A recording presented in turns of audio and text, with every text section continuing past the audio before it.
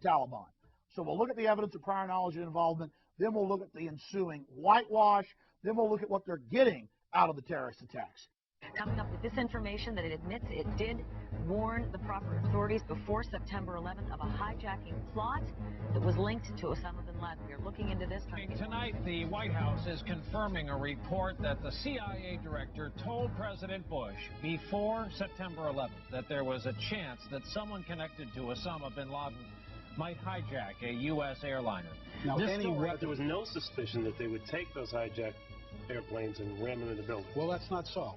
As a matter of fact, even Al-Qaeda reports from the CIA back in the mid-90s indicated that they intended to take a plane and ram it into the Eiffel Tower in Paris.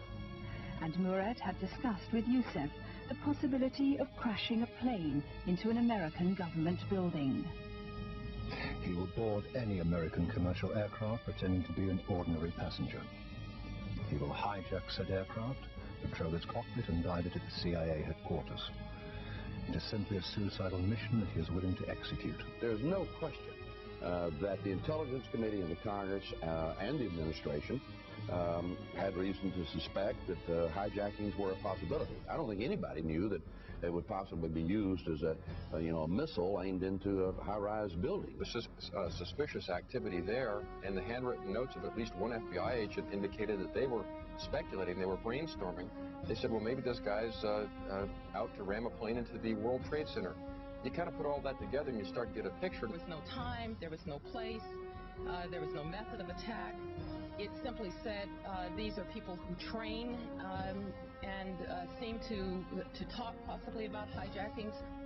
And had this president known of something more specific or known that a plane was going to be used as a missile, he would have acted on it. The vice president deciding to add a paragraph to his speech, echoing those comments from Dr. Rice, saying any suggestion that this president had any specific knowledge about the September 11th attack is ludicrous. I remember being on the radio in the late 1990s and seeing reports every year of plans by Al-Qaeda to fly hijacked jet airliners into landmarks like the Capitol, CIA headquarters, the World Trade Center, the Sears Tower in Chicago. So when I saw George Bush on television saying they had never heard of plans to hijack aircraft, and then the news came out that they had gotten the actual plans that Al-Qaeda was planning to do that, so he said, okay, well, we never knew they'd fly them into buildings. And I'm like, excuse me, I probably saw 20, 30 reports that I covered on air, mainstream, years before September 11th, where Al-Qaeda was planning just these type of events. Of course, I didn't know that Al-Qaeda was training at secure U.S. military bases. That later came out, but it's just been swept under the rug. This is CNN. U.S. warned in 95 of plot to hijack planes, attack buildings. Why, even in the Genoa, Italy summit a year before September 11th, I remember they had anti-aircraft guns on top of their buildings there. And they said, oh, Al-Qaeda's got a plan to fly planes into buildings. They just arrested a couple of them, they said on the news, before September 11th, in Paris, with plans to fly to the Eiffel Tower. But here in America, we still have guns. We still have private property. We still have some sovereignty. And we're giving them a heck of a fight when it comes to defending this republic. People were standing up against Big Brother, so they had to carry this out. Here's another one. Fox News. U.S. knew of suicide hijack plan threat in 1995 from Ramzi Yousef, who was caught trying to carry out attacks in the Philippines on aircraft taking off, flying to the U.S.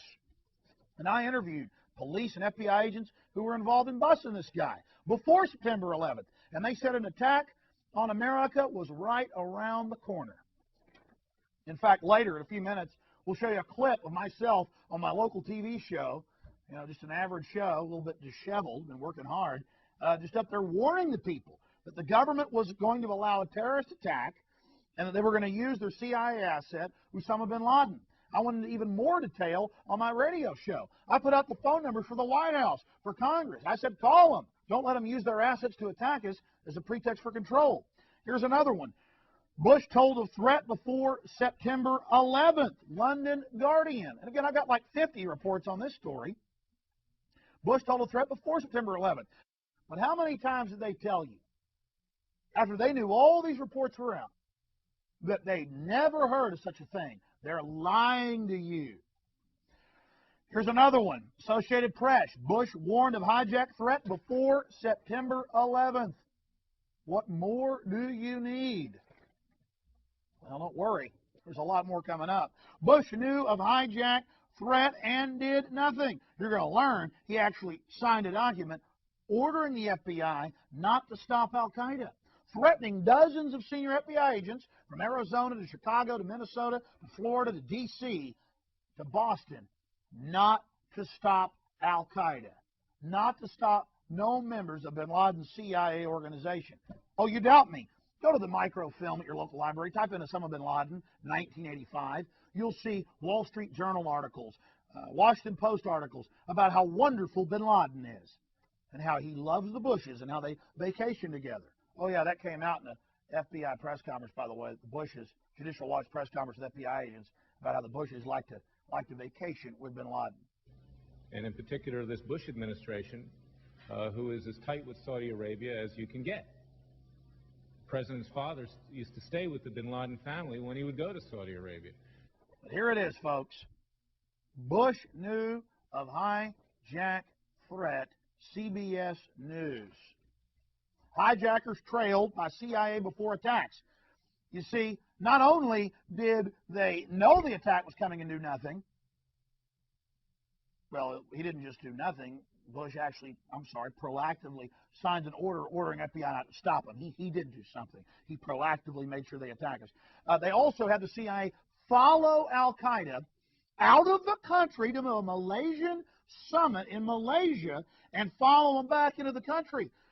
They were having trouble getting back in, the members of al-Qaeda. The CIA pressured the head of the embassy to get them visas to get back into the country. London Guardian. And again, for every report I'm showing you, there's 20 others backing this up. And the government never denied this.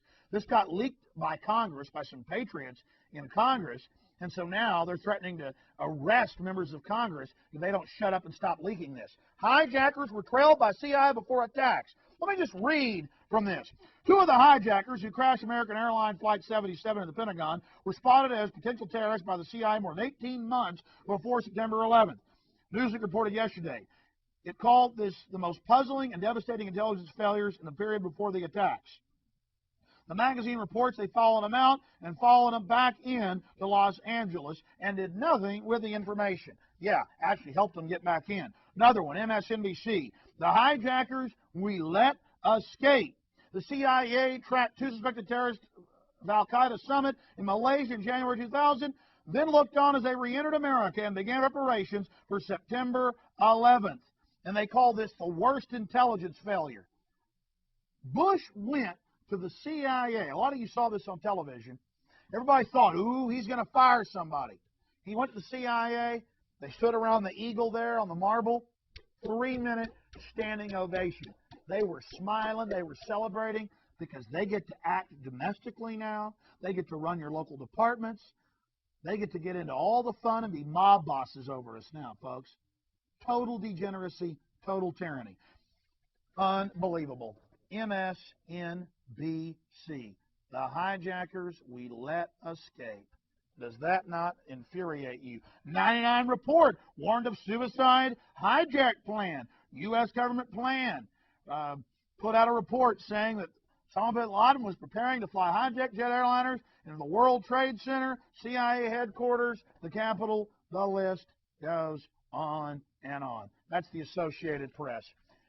Unheeded warnings. FBI agents' notes pointed to possible World Trade Center attack. He was told to shut up by superiors. MSNBC. But they always tell you, oh, it was just an accident. Just an accident. And it says these FBI agents joked. That's the headline. But I've talked to FBI agents in person. They weren't joking when they said, it's like al-Qaeda runs the FBI. And I said to him over the phone, I said, it isn't like al-Qaeda runs the FBI. The FBI, through the CIA and the big central banks that founded the CIA, read your history books, they run al-Qaeda. Get the full horror straight in your minds. Bush held up plan to hit